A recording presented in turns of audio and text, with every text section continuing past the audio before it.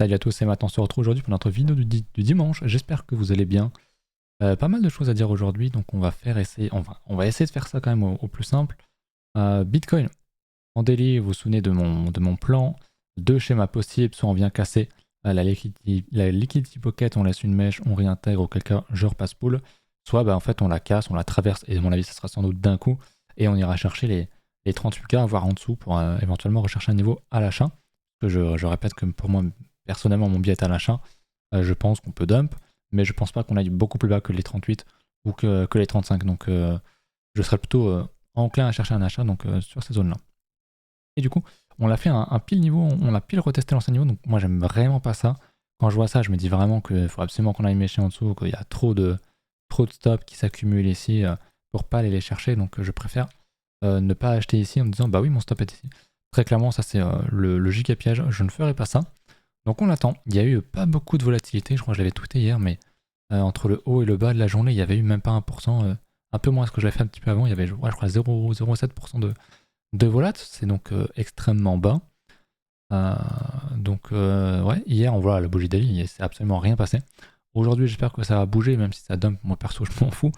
Les alts se font très bien, les alts en profitent. D'ailleurs on va en reparler encore une fois, mais ça se passe quand même plutôt très bien du côté des alts. Donc au niveau de BTC, on range, on est dans le bad range, donc, mais on n'a pas cassé le niveau, donc perso, moi je suis pas fan à acheter ça, je pense, en tout cas pour être à l'achat, je préfère vraiment qu'on ait le schéma 1. Après, il y a le schéma 3 où on fait ça, hein, c'est aussi possible, même en laissant un niveau aussi parfait. C'est déjà arrivé, ça arrivera, mais perso, ça fait pas partie de mes setups. Donc pas grand chose d'autre à ajouter là-dessus. Au niveau de l'open interest, on a quand même bien lavé pas mal de gens qui étaient short, hein. On voit dans toute la remontée, on a pas mal de positions qui se sont fermées de force ou de plein gré. Donc c'est soit des TP, soit des liquidations, mais vu le price action, vu ce qui s'est passé avant, à mon avis, ce sont des gens qui étaient à full short et qui se sont fait liquider ou stop loss, etc. Bien sûr. Donc voilà. Après au niveau du funding, pas grand chose à dire. On est assez plat, on est positif bien sûr, mais on l'est tout le temps, dans la très large majorité du temps, mais il n'est pas spécialement élevé. Donc rien à ajouter là-dessus. On va zoomer un petit peu sur le H4, sur le H1 plutôt. On va bien à ce niveau. Moi j'aimerais vraiment qu'on vienne le chercher, le retravailler, etc. Mais pour l'instant on ne veut pas le faire. Et en H1, puisque j'avais un truc qui était intéressant, je pense que je vais le garder toujours sur mon graphique. Donc on a la Bitcoin, on doit avoir quelque part, voilà, la Bitcoin dominance qui se cache. Et j'aime beaucoup regarder en ce moment ce qui se passe entre BTC et sa dominance. Et pour l'instant, on a l'air de se recolérer, recolérer, ça se dit? Je sais pas. Bref, on a l'air de se remettre un petit peu dans le sens. Au niveau de la dominance, on suit vraiment ce que fait Bitcoin, même si, bon, globalement, il n'y a pas grand chose, il n'y a pas énormément de mouvements. Pour l'instant, c'est corrélé. Mais on l'avait bien vu ici hein, sur la baisse de Bitcoin, sur le plus bas. Et on voyait que la dominance montait. Donc c'était quand même assez intéressant à observer, je trouve. Tout simplement. Et avant, c'était ici où la dominance descendait. Donc on voit qu'il y a quand même quelque chose au niveau des alts, hein, où quand Bitcoin tombe, là, sa dominance tombe aussi, parfois. Donc ça montre qu'il y a un certain enclin aux alts. De toute façon, ça se voit sur les graphiques, hein, si on regarde. On va zoomer un petit peu sur Ether. Hop, comme ceci. On voit bien qu'Ether est encore strong. Il est encore au-dessus de son range, donc pour moi, il est encore même en train de retester des niveaux. Je vais agrandir ce niveau de support, on est très bien. On l'a retesté, on a retesté le Vegas H4 pile poil ici. Donc pour moi, c'est des entrées qui font sens. Hein. S'il y a des gens qui achètent ici, très clairement, pour moi, on joue la tendance. Et Ether est très fort. Et encore une fois, je pense que la prochaine target, c'est d'aller chercher les 2900 pour le 50% de retracement. Puis le 61 points, je pense que ça va arriver dans les prochains mois. Donc il va falloir être assez prêt. Je pense que Ether est prêt à décoller. Il y a pas mal d'alts qui sont partis. Je vous avais parlé du UMA, je crois, vendredi, je suis pas sûr. Je l'ai enlevé de ma liste du coup. Mais le UMA qui est toujours aussi strong, qui est vraiment très très fort, très très belle bougie. Hebdo, il est vraiment vraiment très très puissant. Donc c'est très bien, moi j'étais sorti un peu tôt en TP. On va se remettre en log. Mais moi je suis sorti par là, je crois. Bon, j'avais quand même pris un bon 100%, donc je sais plus par où est-ce que je l'avais pris, mais ouais, j'avais du TP par là. Il a refait encore derrière un 60%, donc très fort. Mais bon, comme je l'ai dit, moi j'ai rotate ailleurs, aucun regret. Je suis même allé sur le DIA qui en a même profité pour monter. Et en plus en levier, donc franchement, aucun problème là-dessus. J'ai quelques alts qui pètent, hein, notamment qu'on avait parlé dans l'école. Le MNTL, le RLC, je vous en parle aussi sur YouTube depuis un petit bail. Donc lui, très bien. Malheureusement, j'ai pas pu rentrer en levier là-dessus. J'avais hésité, je voulais le faire le lendemain, mais ça avait pété le jour J. Donc un peu dégoûté. Mais j'étais pas sur un bon niveau. Mais lui, pareil, il reteste sa résistance. Honnêtement, il y a beaucoup d'alts qui ont un niveau, un autre niveau, qui l'ont retesté, qui y retournent. Le dodo, c'est un peu pareil. Donc là, franchement, on reteste quand même énormément de résistance. Je pense que ça devrait pas trop tarder à péter. Donc si Bitcoin fait un plus bas, je pense qu'il ira pas si bas que ça pour pas envoyer les alts trop dans les tréfonds. Mais voilà, dodo reteste encore. Donc à mon avis, ce genre d'alt, ça devrait pas trop tarder à péter. C'est de l'hebdomadaire, ça peut prendre plusieurs mois, encore une fois. Mais on voit qu'on est prêt. Le marché est prêt, à mon avis, à exploser ces résistances-là. Ça prendra des mois. Le halving, c'est dans quelques mois. Ça prendra le temps qu'il faudra. Mais je pense vraiment que ça va arriver tranquillement et gentiment. Voilà pour les alts. Pour Ether, je vais quand même vous remontrer. Ether face à Bitcoin, qui est toujours aussi strong. On a bien ravalé. Et à mon avis, on n'ira plus en bas. On voit ici qu'on a une très grosse envie de la part d'Ether de dire bah, maintenant c'est mon tour. Tu m'as lead pendant des années et des années, malgré toute cette tendance haussière. Mais depuis 2021, il ne se passe plus rien, entre guillemets, sur Ether par rapport à Bitcoin. Et là, je pense qu'il est en train de dire maintenant c'est à mon tour. Et qu'on aura un plus bas et que bah, voilà, on va réintégrer le range, c'est déjà ce qu'on fait. Et qu'on va un petit peu rien faire et peut-être finir par péter ce niveau-là. Et vraiment tout exploser sur Ether et les altcoins. Donc à suivre, pour moi, c'est un graphe qui veut dire énormément de choses. La dominance, c'est pareil, je sais qu'il y en a beaucoup qui sont sceptiques sur la dominance, mais on voit bien le regain sur les alts, notamment sur Ether, de racheter, et on voit bien que les alts tankent par rapport à BTC, et ça, c'est pour moi, c'est super important, parce qu'il y a les graphes, tu peux voir que Ether se porte bien face à BTC, etc. Mais là, tu as un historique de tout ça, et tu vois bien que cette semaine-là, Ether, notamment parce que c'est surtout Ether qui fait le calcul, mais les alts, globalement, ont dit non, nous répondons de la dominance ici. Et pour moi, c'est un message très très fort. Donc voilà. Je voulais vous remontrer peut-être un petit coup de Total 3. Parce qu'on a un petit peu dump. On laisse une petite mèche dans cette bougie hebdomadaire. Je vous rappelle que moi, je pense toujours qu'on peut aller un peu plus bas, mais que ça reste une zone d'achat d'altcoin entre guillemets les yeux fermés. Donc ouais, ça c'est un niveau, enfin on a une structure sur sur le Total 3 qui est juste formidable. Et pour moi, c'est un niveau qu'on ne reverra pas pendant des années, des structures qu'on ne reverra pas avant 4-5 ans peut-être. Donc très clairement, je suis dedans et je suis bien content. Voilà pour ça au niveau du dollar, je pense que ça n'a pas trop bougé. De toute façon, j'avais regardé vendredi, donc les marchés sont fermés depuis. Donc voilà, on a un top, on repose un top qui est plus bas pour l'instant. Donc pour le moment, on reste toujours dans le range, on est toujours dans le range, on a rebondi sur le support, donc rien d'aberrant. Et dans ce range, pour l'instant, il est toujours dans une tendance baissière. Donc il n'y a pas de quoi s'alarmer pour l'instant. Et c'est même très bien ce qu'on voit. Je ne vais pas refaire le tour sur les stocks, mais voilà, on voit très bien que sur le SP et les autres, c'est pareil. Sur les autres indices, on fait un atterrage, c'est extrêmement bullish. Donc je pense que Bitcoin et les alts vont suivre ce mouvement, vont en profiter très naturellement. Je vais regarder un petit peu les alts que vous m'aviez demandé, mais je crois qu'il n'y a pas grand chose juste avant que j'oublie. Évidemment, je voulais vous montrer un petit peu la headmap. On va essayer de zoomer un petit peu plus, d'avoir un historique un peu plus large. C'est vrai que sur de l'hebdo, il n'y a pas grand chose au sud. On commence pas mal à ajouter un petit peu au niveau des 44K, donc peut-être qu'on va pas venir mécher ici. C'est possible, mais dans tous les cas, j'irai pas prendre de trade à l'achat ici. Moi, je pense que c'est trop facile d'aller chercher des niveaux en bas, donc il y a pas mal de chances qu'on le fasse. Bon, sur 3 mois, ça commence à avoir beaucoup moins de sens parce que bah, tous ceux qui sont entrés ici ont sans doute déjà TP si c'était des gros leviers. Donc c'est pour ça que moi, je n'irai pas trop sur le 3 mois. Je resterai en dessous, surtout l'hebdo. On voit bien le gros range, on voit qu'il y a pas mal de niveaux au-dessus. Après, on peut affiner sur le 3 jours, donc c'est les niveaux de liquidation théorique. On a quelques niveaux en dessous ici, mais on a des gros niveaux au-dessus aussi. Donc ce qui me parle le plus, c'est l'hebdo qui est ici. Donc, dans tous les cas, je pense qu'on ira rechercher ces niveaux-là sans trop de problèmes. Si jamais on vient chercher les derniers stops ici, je pense que c'est pour réintégrer et aller chercher les 44K et plus à l'avenir. Mais je pense vraiment que si on fait une petite mèche, un petit peu comme sur la Ether BTC, on fait ça, on réintègre et derrière on peut vraiment avoir un mouvement vraiment très fort sans trop de retracement, etc. pour aller rechercher le plus haut. Et je pense qu'on ira target suivante, je vous l'avais dit, le 78,6%. ça sera en linéaire. Hop, voilà. Les 57 000, je pense qu'on peut être aux 57 000 avant le halving. Je pense que c'est possible. On l'a jamais fait, mais pourquoi pas ne pas le faire ici. Ou en tout cas, range, se préparer pour aller plus haut. Je nous vois vraiment mal revenir sur les 30K, je le redis à chaque fois, mais pour moi, c'est vraiment un trop gros dump. Il y a trop de gens qui attendent ça, et les alts sont tellement prêtes. Ou alors, s'il le fait, je pense vraiment que les alts vont exploser à la hausse. Ce qui paraît pas probable, mais c'est déjà arrivé. Je pense que ça peut arriver à nouveau. Mais franchement, les 30K, en tout cas, je suis pas en mode ouais, on a touché le 61.8. Comme à chaque fois, il va dump. Donc, on va revenir sur le niveau de support et j'achèterai rien. Au-dessus de ça, non. Pour moi, il y a de fortes chances pour qu'on s'arrête au-dessus. Donc, 38K, 35K, ce que je disais, cette zone-là m'intéresse beaucoup. J'ai pas tracé de Fibo depuis le bottom. On va regarder. Alors, je vais me mettre en Fibo normal. Ouais, le premier arrêt est à 36, hein, donc pourquoi pas venir faire une petite mèche sur le 36K. Ça me paraîtrait pas aberrant du tout. Mais le 50%, honnêtement, j'y crois pas trop. Hein. Quand on est dans une tendance très forte, on a déjà beaucoup de mal à venir chercher le premier arrêt. Parce que si on regarde ici, bah ici on l'avait pile touché. Donc ici aussi, au final.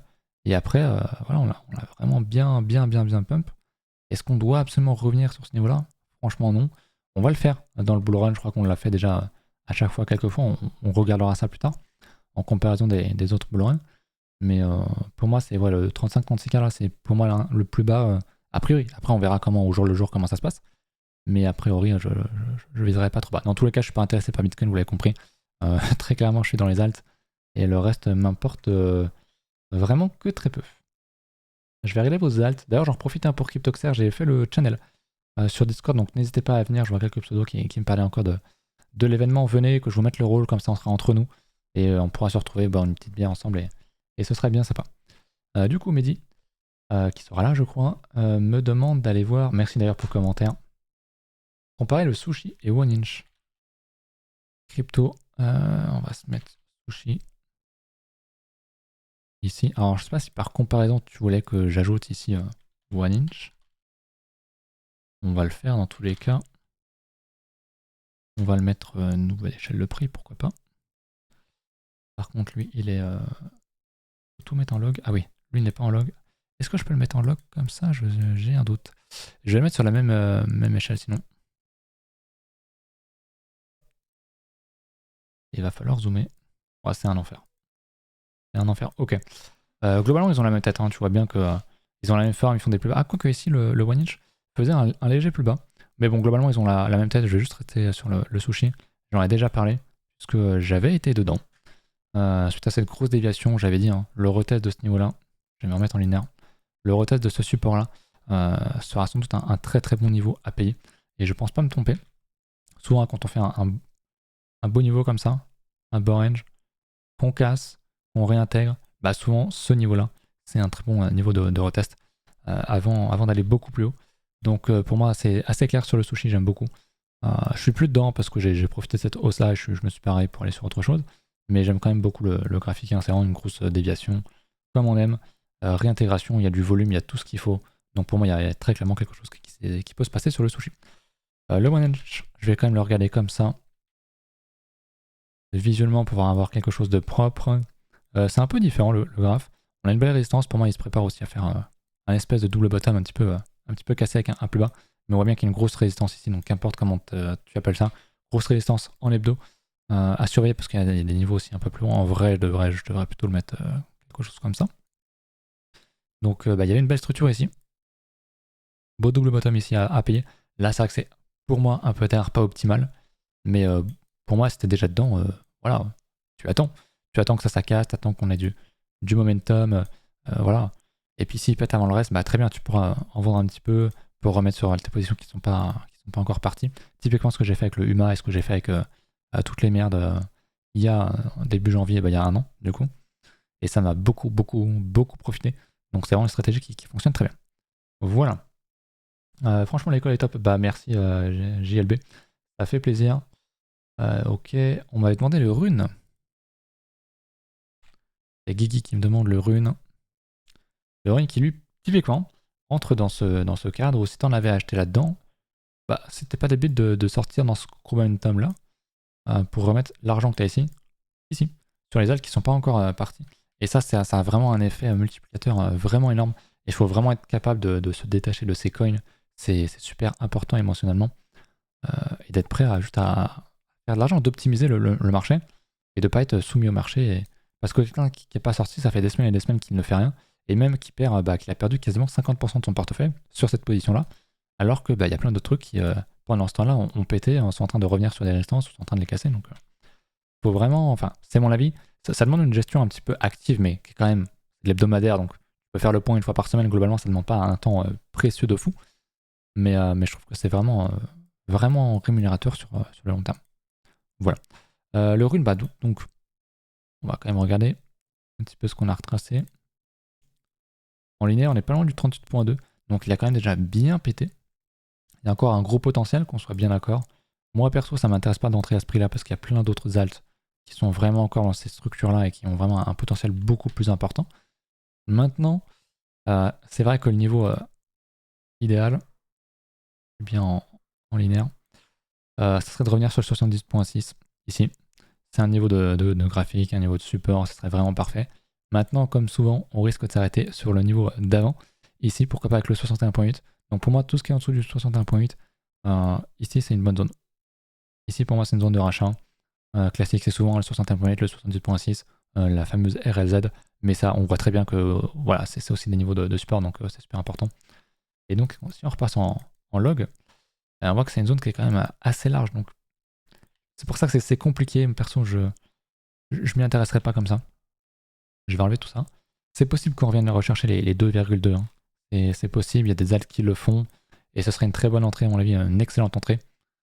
Mais comme j'ai dit tout à l'heure, hein, quand tu es dans une tendance qui est très forte, généralement, tu retestes pas trop. Notamment Bitcoin et Ether, ils vont s'arrêter sur le 38.2, parfois le 50. Les alts vont pousser un peu plus, 61.8, voire je l'ai dit, un 88.6 quand vraiment il y a un gros retracement à faire.